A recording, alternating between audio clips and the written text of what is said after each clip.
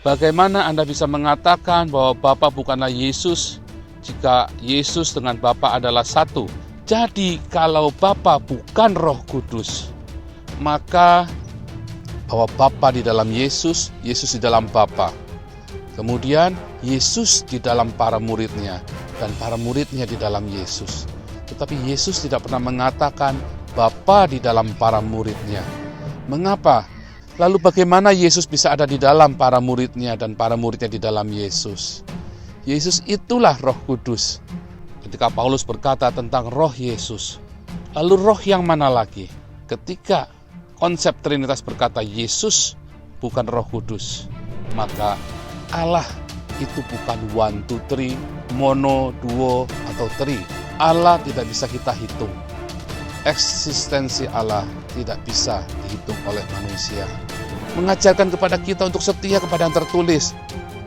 Bahkan para rasul pun tidak pernah mengajarkan Trinitas. Bagaimana bisa gereja mengajarkan Trinitas dan memaksakan konsep Trinitas ini kepada jemaat? Sedangkan pengakuan kita untuk bisa diselamatkan bukanlah mengakui Trinitas, melainkan mengakui Yesus adalah Tuhan, kurios.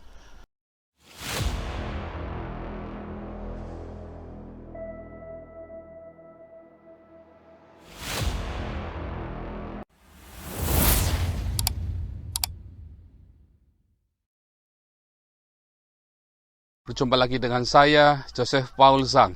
Hari ini kita akan membongkar ajaran Trinitas. Konsep Trinitas dari sejak awal dideklarasikan di Konsili Nikaya tahun 325 telah mengundang banyak sekali perpecahan, tubuh Kristus terpecah belah, dan terjadi hal-hal yang tidak menyenangkan. Beberapa bishop dikucilkan, dan mereka kemudian saling menggulingkan satu sama lain. Ketika kita mempelajari Trinitas, maka Anda akan melihat konsep yang ada di gambar yang Anda lihat saat ini di layar, bahwa ada 3 pribadi di dalam satu entitas, 3 pribadi yang esa, yaitu Bapa, Anak, dan Roh Kudus. Bapa adalah Allah, Anak atau Yesus adalah Allah, Roh Kudus adalah Allah. Kemudian Anda akan melihat bahwa Bapa bukan Anak atau bukan Yesus. Bapa bukanlah Roh Kudus. Juga Yesus bukanlah Roh Kudus. Yesus bukanlah Bapa. Dan Anda akan melihat bahwa Roh Kudus bukanlah Yesus dan Roh Kudus bukanlah Bapa. Konsep di dalam gambar ini yang Anda akan dapat temui di semua buku-buku teologi di dunia tentang Trinitas adalah sebuah konsep yang sangat absurd. Mengapa demikian?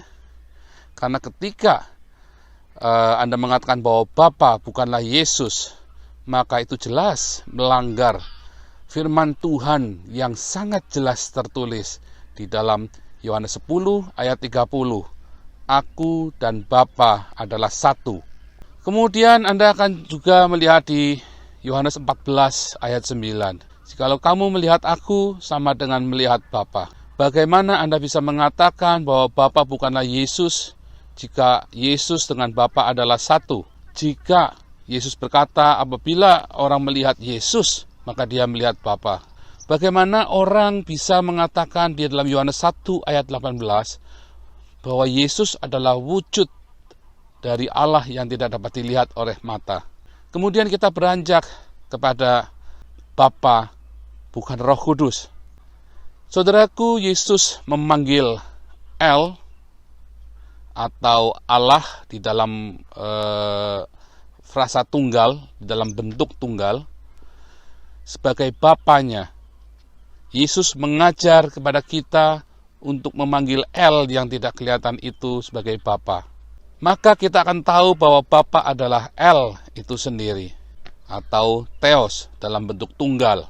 Kemudian Yohanes 4 ayat 24 berkata bahwa Theos adalah pneuma, Allah adalah roh. Jadi kalau Bapa bukan Roh Kudus, maka Yohanes 4 ayat 24 ini menjadi tidak berlaku. Sedangkan Yohanes 4 ayat 24 jelas mengatakan bahwa Allah adalah roh. Maka jika Anda berkata bahwa Bapa bukanlah roh, maka ada berapa roh yang ada di dunia ini?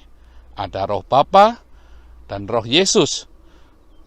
Ada roh Kudus. Belum lagi Anda lihat di dalam Wahyu ada 7 roh Allah. Lalu roh-roh yang mana lagi? Ada berapa macam roh? Kemudian, bila saudara mengatakan bahwa Yesus bukan Roh Kudus, maka siapakah yang ditemui oleh Paulus? Apakah yang ditemui Paulus di dalam perjalanan ke Damsyik? Lalu apakah yang berbicara kepada Paulus? Roh Yesus. Ketika Paulus berkata tentang roh Yesus. Lalu roh yang mana lagi? Ketika konsep Trinitas berkata Yesus bukan Roh Kudus, maka jelas itu melanggar kedaulatan Yesus sebagai Roh Kudus, roh yang suci. Allah itu bukan 1, 2, 3, mono, duo, atau tri. Allah tidak bisa kita hitung. Eksistensi Allah tidak bisa dihitung oleh manusia. Allah yang adalah roh, Ia yang dari semulanya ada, yang kita sebut dengan Elohim dalam bentuk plural ini ada di dalam Kejadian 1, yaitu ketika Elohim menciptakan langit dan bumi, dan ketika Elohim menciptakan manusia. Sebab manusia diciptakan menurut gambar dan rupa Elohim, yaitu rupa Yesus sendiri. Sebab Yohanes 1 ayat 18 kembali mengatakan bahwa Yesus adalah wujud dari Allah yang tidak kelihatan. Yohanes 14 ayat 9 mengatakan, engkau melihat Yesus, engkau melihat Bapa. Sehingga ketika mereka di dalam satu tatanan yang luar biasa, maha besar, maka mereka bisa mengutus rohnya, bagian dari rohnya, atau bagian dari kemaha besarannya itu, untuk dapat kita lihat, untuk dapat kita rasakan. Yesus berkata di dalam Yohanes 17, bahwa Bapa di dalam Yesus, Yesus di dalam Bapa. Kemudian Yesus di dalam para muridnya, dan para muridnya di dalam Yesus. Tetapi Yesus tidak pernah mengatakan Bapa di dalam para muridnya. Mengapa? Karena para muridnya tidak sanggup menanggung eksistensi Allah yang maha besar itu. Sehingga ia mengutus Yesus menjadi serupa dengan manusia. Lalu bagaimana Yesus bisa ada di dalam para muridnya dan para muridnya di dalam Yesus? Yesus itulah Roh Kudus. Itulah sebabnya kita bisa di dalam Yesus dan Yesus di dalam kita ketika Yesus sudah naik ke surga. Sehingga ketika Anda membaca Matius 28 ayat 19, ketika kita membaptis di dalam nama Bapa, di dalam nama Anak, dan di dalam nama Roh Kudus, itu bukanlah Trinitas. Tentu, sebab tidak ada tulisan Trinitas di sana. Jadi saudaraku, di dalam memahami Alkitab, Anda tidak boleh sama sekali lepas dari yang tertulis. 1 Korintus 4 ayat 6 mengatakan, jangan melampaui apa yang tertulis. Kesesatan gereja dimulai dari kompromi dengan apa yang tidak tertulis. Para rasul, Yesus dan para rasul, dan bahkan di dalam perjanjian lama tidak pernah sekalipun mengajarkan tentang Trinitas. Tetapi di zaman Konsili Nikaya lah Trinitas ini dideklarasikan setelah banyak orang berusaha mengkonsep Tuhan yang maha besar, mengkonsep Elohim yang maha besar di dalam otaknya yang sempit dan kecil. Maka sama saja dengan mengkotakkan Elohim. Saudaraku, ketika manusia bisa mengkonsep sebuah mekanik, maka manusia mulai menciptakan mesin uap, manusia menciptakan mobil, manusia menciptakan pesawat terbang, manusia menciptakan robot. Ketika manusia bisa mengkonsep tumbuhan, maka manusia mulai membuat kultur jaringan, mereka membuat rekayasa genetik terhadap tumbuhan. Ketika manusia bisa mengkonsep binatang, maka mulailah manusia mengkloning binatang. Ketika manusia bisa mengkonsep manusia, mulailah manusia mengkloning dirinya sendiri. Ketika manusia bisa mengkonsep Tuhan, maka manusia menciptakan Tuhan.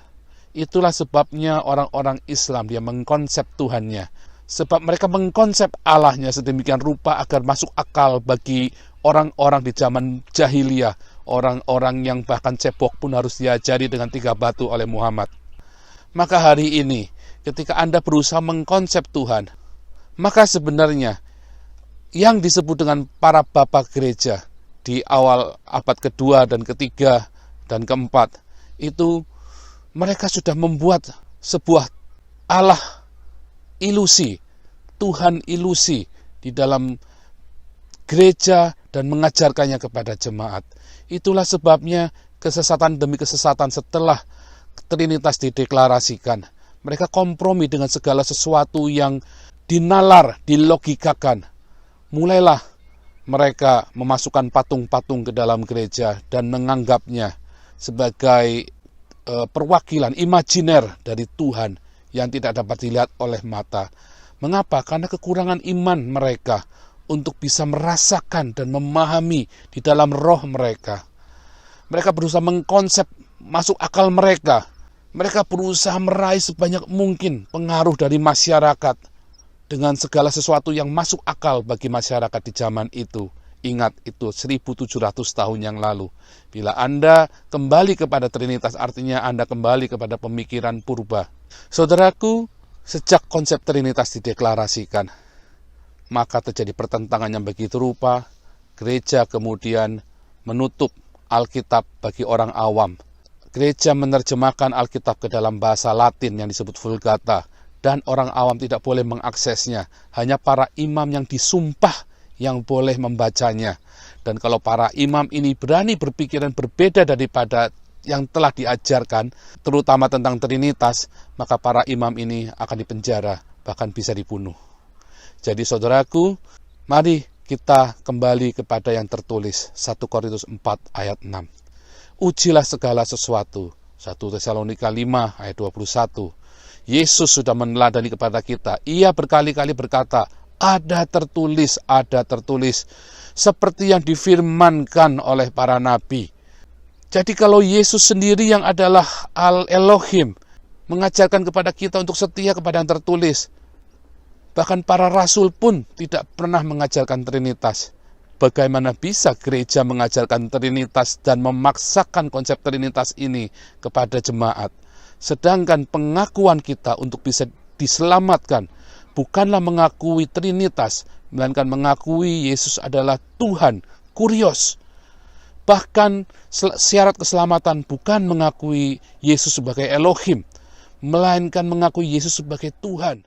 Di dalam pengajaran yang lalu tentang Trinitas saya katakan, ketika Anda mengakui Yesus sebagai Tuhan, Anda diselamatkan. Karena ada banyak sekali Elohim di muka bumi ini. Bahkan roh Samuel pun disebut Elohim. Nanti Anda buka. Dan saudaraku, Yesus berkata, hanya ada satu Tuhan dalam hidupmu. Ada banyak Elohim di dunia ini. Namun, engkau hanya bisa mengabdi kepada satu Tuhan. Itulah sebabnya pengakuan iman percaya kita adalah Yesus adalah kurios. Bukan Yesus adalah Elohim, apalagi Trinitas. Beberapa jemaat, beberapa pendeta, beberapa pengajar bahkan mengatakan, bila engkau tidak mengakui Trinitas, maka engkau bukan saudara kami. Saya katakan pendeta itu sudah jauh melangkahi apa yang tertulis. Itulah yang disebut mengatakan kafir. Sebab ketika kita mengakui Yesus Kristus adalah Tuhan, baik itu Mormon, baik itu Saksi Yehova, baik itu karismatik, baik itu Katolik, baik itu Protestan, Ortodoks, atau apapun, selama ia mengakui bahwa Yesus Kristus adalah Tuhan dan Allah membangkitkan ia dari antara orang mati, maka mereka adalah bagian dari tubuh Kristus. Bukan dengan mengakui Trinitas. Selamat merenungkan. Tuhan Yesus memberkati Anda.